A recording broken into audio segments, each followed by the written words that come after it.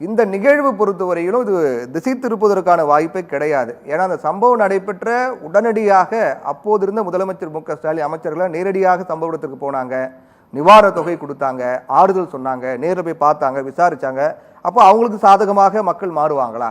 எது உண்மையை அதுதான் வெளியே கொண்டு வராங்க. இது எப்படி திசை திருப்பக்கூடிய செயலாக மாறும் அப்படின்னு ஜேம்ஸ் மார்டின் சார் கேள்வி முன்வைக்கிறாரு. இது அப்படியும் பார்க்கலாமா?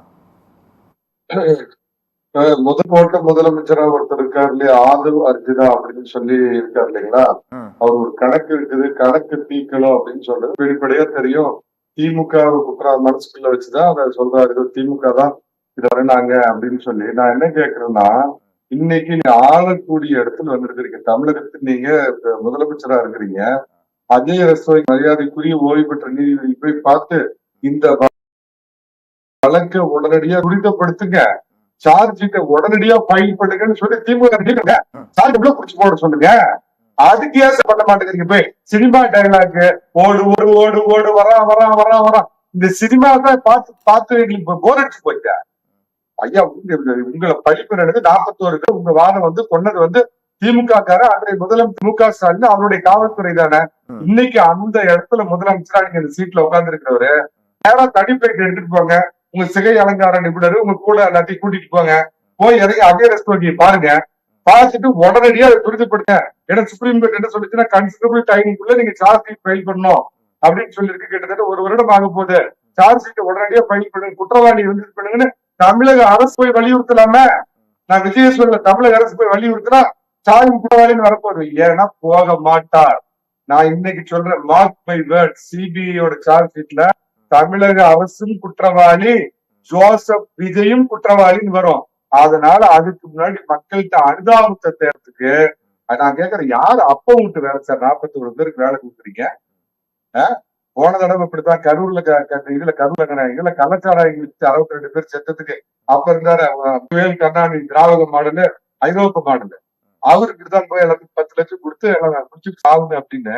ஐயா, நான் என்ன கேட்டேன்னா, என்னோட பணிவான வேண்டுகோள் முதலமைச்சர் அவர்களே, அந்த 40 குடும்பமும் அரிதாரம் பூசிய விஜய், ஜோசப் விஜய் என்ற உங்களை பார்க்க காலில் மிதிப்பட்டு எல்லாம் குடல் சரியை செத்து போனாங்களே, அவங்க மேல உங்களுக்கு அக்கறை இருந்திருந்ததுன்னா 41 பேரையும் சேர்ந்த குடும்பத்தை எம்எல்ஏவா உங்க கட்சியில சீட்டு கொடுத்துட்டு இருந்தீங்கன்னா 40 பேர் ஜெயிச்சிருப்பாங்க.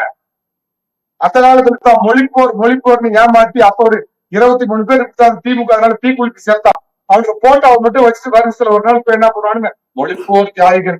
அந்த மொழிப்போர் தியாகி குடும்பத்துல ஒரு திமுக ஒன்றிய செயலர், மாவட்ட செயலர், எம்எல்ஏ, எம்பி இது ஆயிருக்கிறானா? அதே மாதிரிதான் ஒருத்தர் 93 அண்ணன் கலைஞரனுக்கு துரோகம் செய்து விட்டார் அப்படி கருத்து எடுத்துட்டு நம்பி 5 பேர் தீக்குளிக்கு சேர்த்தாங்க. அந்த 5 பேர் போட்டோவை வைகோ ஏமாத்துறான். அந்த 5 பேர்த்துல யாராவது ஒருத்தர் அந்த கட்சியில எம்எல்ஏ, எம்பி ஆயிருக்கிறாரா? அதே தான் விஜய் பண்றார். உனக்கு உண்மையாலுமே மரியாதைக்குரிய முதலமைச்சர் அவர்களே, அக்கறை செத்து போனவங்க, நமக்காக செத்தவங்க, நம்மளை பார்க்க மிதியடி பத்து 11 பிள்ளைங்க செத்து போனாங்க. அக்கறை யாரும் எடுத்துட்டீங்க. சுதந்திர போராட்ட தியாகிகளாக ராணுவ சில வேலை செஞ்சவங்களா, பிஎஸ்எஃப் காரங்களா, ஒன்ன பார்க்க உங்களுக்கு நன்றி கடன் பட்டோம்னா மும்மொழி கொள்கை எடுத்துட்டு மும்மொழியில ஒரு ஸ்கூல் வச்சு நடத்துறீங்களா? அதுல வருமானத்துல பங்குதாரரா கொடுங்க, கல்யாண மண்டபத்துல பங்குதாரரா கொடுங்க. நான் சொன்ன மாதிரி 41 பேரு நிக்க வச்சிருந்தீங்கன்னா 41 குடும்பத்துல ஜெயிச்சிருப்போம் சார். உங்க கூட நீங்க எம்எல்ஏ 41 பேர் விட்டு போவாங்க. திமுக வேலை கொடுத்து எம்எல்ஏ பேர் பேசுறா போவாங்க. 41 பேர்ல 35 பேர் மந்திரி ஆக்கிருக்கலாம்ல. யாரை ஏமாத்துறது? கண்ணுக்கு கூட கொஞ்சம் ஈரம் இருக்கும். அந்த ஈரம் கூட இல்லாம போய் மலேசியாவில போய் ரிங்கிட்டு கிடைக்கும் அங்க புத்தகம் போட்டுட்டு இங்க கரூர் மட்டும் அப்படி முகத்தை சோகமா வச்சுக்கிட்டு யாரும் ஏமாத்துற? நடிப்பிலிருந்து விடுபடுங்கள் முதல்வரே. முதலமைச்சர் நாற்காலியில் உட்கார்ந்து இருக்கிறீங்க, நடிப்பிலிருந்து விடுபடுங்கள். சரி மணிகண்டன் சார், இது அரசியல்லாம் சாராம பொதுவா ஒரு வழக்கறிஞரா அவங்ககிட்ட இந்த கேள்வி முன்வைக்கிறேன். காவல்துறை தன்னுடைய கட்டுப்பாட்டில் வைத்திருக்கக்கூடிய முதலமைச்சர் விஜய் காவல்துறை மீதே பகிரங்கமான குற்றம் சாட்டார். கடந்த ஆட்சியின் போது செயல்பட்ட செயலை குறிப்பிட்டு இப்ப பேசுறாரு. அமைச்சர் ஆதவ் அர்ஜுனாவும் காவல்துறை மீது கொலை பழியே போடுறாரு. இது ஒரு காவல்துறைக்கு ஒரு நெருக்கடி ஏற்படுத்தாதா? இது விசாரணையின் போது இப்போ முதலமைச்சரே இந்த மாதிரி குற்றச்சாட்டு முன்வைக்கும் போது அதே காவல்துறையை சேர்ந்தவங்க தான் அங்கே சாட்சிகளாக போய் நிற்கும் போது அங்கே என்ன இது ஒரு தாக்கத்தை ஏற்படுத்தும்? எப்படி இதை அதை ஹேண்டில் பண்ணுவாங்க அவங்க? முன்ன பின்ன செத்திருந்தா சுடுகாட்டு அனுபவம் தெரியும் அப்படின்னு கிராமப்புறத்துல ஒரு பழமொழி சொல்லுவாங்க. அரசியல் அனுபவமே காரணம். அப்படி உள்ளபடியே காவல்துறையில சம்பந்தப்பட்டிருந்தாலும் காவல்துறைக்கு தான் பொறுப்புங்கிறது தெரியுமா அந்த முதலமைச்சருக்கு தெரியாதான்னு எனக்கு தெரியல. ஒரு காவல்துறையை கையில் வைத்திருக்கிற முதலமைச்சர் அப்படியே இருந்தாலும் ஒரு பொது வெளியில் பொதுமக்கள் மத்தியில தனக்கு கீழே இருக்கிற காவல்துறைய ஒரு ஒட்டு குறைவு மாதிரி எல்லாத்துக்கும் காவல்துறை தான் காரணம் அப்படின்னு பேசினாருன்னா, அதான் நேற்றே சொல்றேன், காவல்துறையில இருக்க அதிகாரிகள் மிகுந்த வேதனைக்குள்ளாயிருப்பாங்க. உரிய நேரத்துல காக்கி சட்டை தன்னுடைய வேலைய காட்டுவாங்க. இதுதான் உண்மையான பதில். இன்னொன்னு, போலீஸ் அவனை கேக்குறேன், இவர் வரப்போறாரு கரூர்ல, அவர் ஒன்னும் உத்தம சீலம் இல்ல, செந்தில் பாலாஜி மகாத்மா காந்தியடிகள் இல்ல, அவரு சரி பண்ணுவாரு, ஏதோ சரி திட்டம் நடக்குதுன்னா போலீஸ் ஐஎஸ்என் ஒண்ணு இல்லையா சார்? கண்டுபிடிச்சிட்டானா நாளைக்கு நம்ம தலை உருடும். இவனுங்க இன்னைக்கு இருப்பானுங்க ஆள்றவனுங்க, நாளைக்கு மாறிடுவானுங்க, ஓடிடுவானுங்க, நம்ம தலை போயிடும், நம்ம சொக்காய கழிக்கிடுவாங்கிற பயம் இருக்கு. அடுத்த நிமிஷம் விஜய் கிட்ட கூப்பிட்டு, வேண்டாம் வராதிங்க பிரதர், வந்தீங்கன்னா இங்க வந்து பெரிய ஆபத்து காத்திருக்கு, இங்க வந்தீங்கன்னா ஏதாவது அசம்பாவிதம் நடக்கலான்னு குறைந்தபட்சம் தன்னை கண்களை காப்பாத்தி கொடுத்து அந்த காவல்துறை கூப்பிட்டு சொல்லியிருக்காதா? நான் கேட்கிற லாஜிக்கான பாயிண்ட்டுக்கு அவர் யாராவது அந்த முட்டு கொடுத்து பேசுற விஜய்க்கு அவர் பதில் சொல்றாரு. தங்களுடைய தலையை காப்பாற்றிக் கொள்வதற்காகவாது குறைந்தபட்சம் விஜய் கூப்பிட்டு சொல்லியிருக்கிறாங்களா? ஒண்ணு, முதல் கூட்டத்திலேயே தெரியும் தான் உச்சபட்ச நடிகை சொன்னதை விட 5 மடங்கு கூட்டம் வருது அப்படிங்கிறப்ப தொடர்ந்து திட்டமிட்டு தாமதமா போறது. ஐயா, ஒரு இடத்துல உங்களுக்கு தாமதமாகலாம். அந்த காலத்துல சொல்லுவாங்க, எம்ஜிஆர் வந்து சாயந்தரம் 6 மணிக்கு ஒரு கிராமத்துக்கு வருவாரு அப்படின்னு சொல்லுவாங்க. ஆனா பார்த்தா அடுத்த நாள் காலையில விடிஞ்சு 7 மணிக்கு வருவார். அந்த காலம் இல்ல.